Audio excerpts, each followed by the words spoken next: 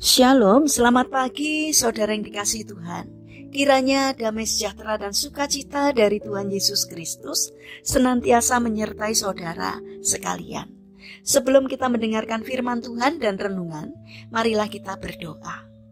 Tuhan Allah Bapa yang baik, kami sungguh bersyukur atas kebaikan dan kemurahan-Mu ya Tuhan. Karena Engkau Tuhan yang selalu melindungi kami dalam beristirahat sepanjang malam, sehingga kami dapat bangun dalam kondisi yang baik dan sehat.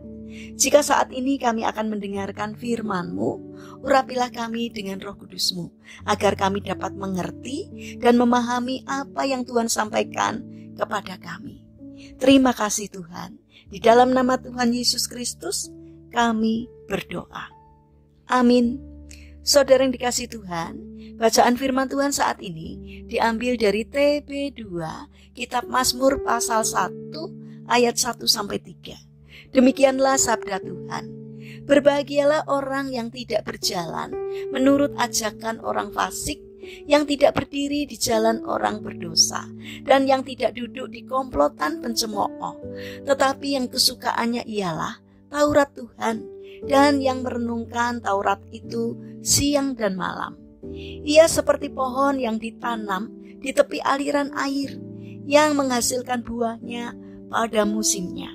Tidak layu daunnya, apa saja yang dilakukannya berhasil. Tema renungan saat ini adalah hampir mati. Saudara yang dikasihi Tuhan, ada seseorang yang memiliki pengalaman menarik bersama dengan tanaman di pekarangan tempat tinggalnya. Sudah 3 bulan lebih, ia tidak menengok kebun mini yang ada di pekarangan rumahnya tersebut. Itu terjadi karena kesibukan sekaligus rasa malas yang ada di dalam dirinya. Namun suatu saat, hatinya pun tergerak menengok keluar jendela untuk melihat keadaan tanaman tersebut. Kasihan, itulah satu kata yang tepat untuk menggambarkan keadaan tanaman tersebut saat itu. Tampak di matanya hampir semua tanaman itu bukan lagi layu, tetapi kering dan telah menguning. Tanah-tanah di dalam pot-pot pun tidak lagi gembur, melainkan kering berkotak-kotak. Sambil menghela nafas ia bergumam di dalam hatinya. Sepertinya tidak ada harapan. Saat itu kebetulan ia memiliki waktu luang. Ia pun mengambil perkakas untuk membersihkan sekaligus membenahi pekarangan itu agar menjadi lebih baik. Satu persatu dari tanaman itu mulai diperiksa kondisinya. Ternyata keadaannya cukup melegakan, karena tidak semua dari tanaman itu mati. Lebih banyak di antaranya dalam kondisi hampir mati.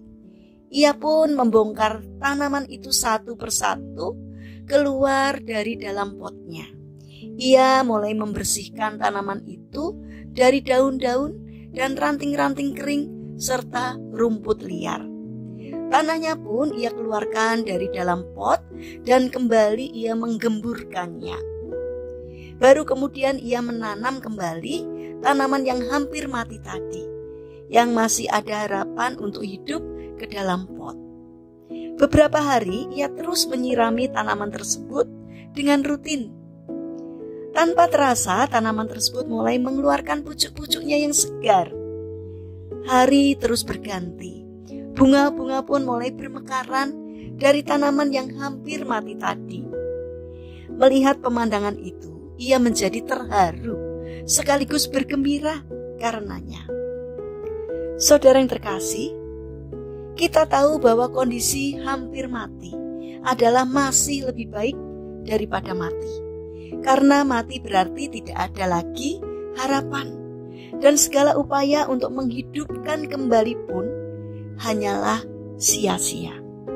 Berbeda dengan hampir mati, setidaknya meski kecil kemungkinan untuk hidup, tetapi setidaknya hampir mati masih memberikan sedikit harapan.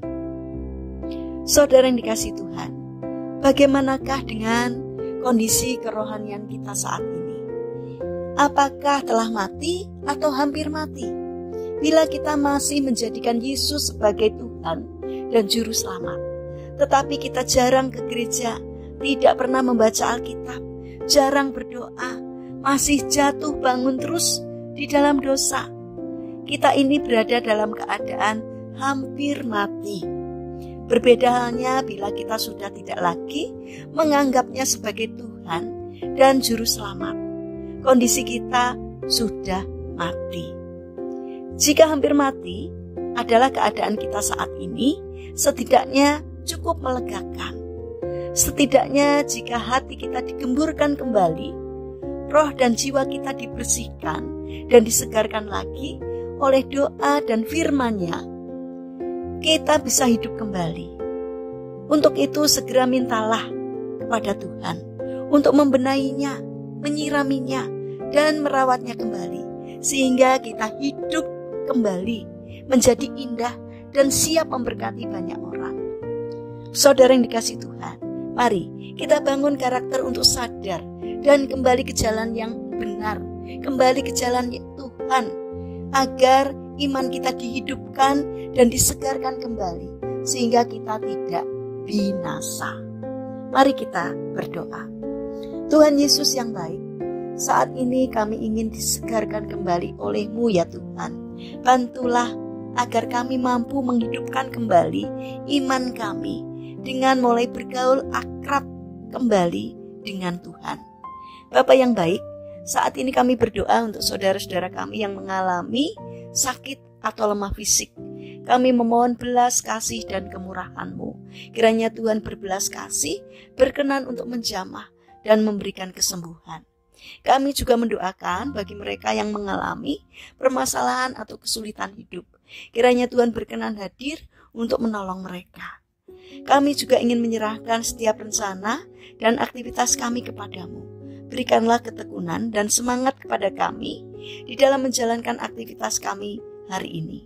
Kami memohon kiranya Tuhan yang memberkati setiap karya kami.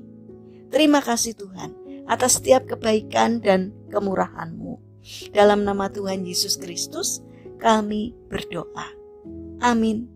Puji Tuhan, saudara yang terkasih, selamat hari Minggu. Kiranya firman Tuhan dan renungan hari ini dapat menjadi berkat bagi kita semua. Haleluya.